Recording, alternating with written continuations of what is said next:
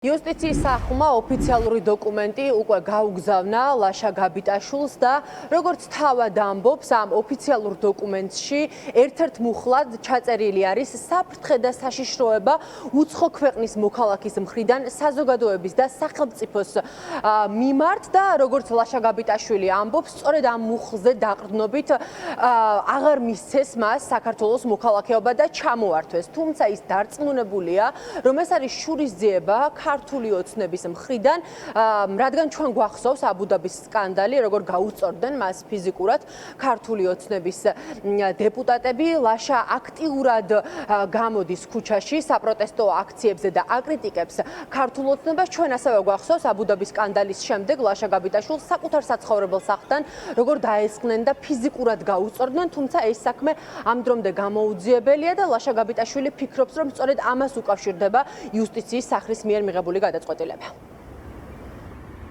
თუ სახელმწიფოს ინტერესებიდან გამომდინარე, საფრთხეს ხედავს უცხო ქვეყნის მოქალაქის მიერ საზოგადოების და სახელმწიფოს მიმართ, მაშინ შეუძლია არ გასცეს მოქალაქეობა და ჩემ შემთხვევაში როგორც სხვა ქვეყნის მოქალაქე ისე აღმიქვა და ისე მომიდგა საფრთხე შეიძლება წარმოადგენდეს ყოველ შემთხვევაში ეს მუხლი მიუთითა უკავშირდება იმასაც რომ წინააღმდეგობაში ვართ რეჟიმთან რომელიც ცდილობს რომ ქვეყანა დაცალოს ქართველებისგან და ვინც აქციაზე გადის იმის მიმართ ინდივიდუალური თუ ჯგუფური რეპრესიები ხორციელდება. ირაკლი ზარქუა დღეს საკანონმდებლო ორგანოში არ გამოჩენილა, ქართული ოცნების დეპუტატები კი ჩვენთან საუბარში ამბობენ, რომ შურისძიება აქ არაფერ შუაშია და ლაშა გაბიტაშვილს ურჩევენ, რომ კანონში ჩაიხედოს. ვიღაცაზე გაბრაზდები წართ მოქალაქეობას, ესეთი რამ საქართველოში არ ხდება.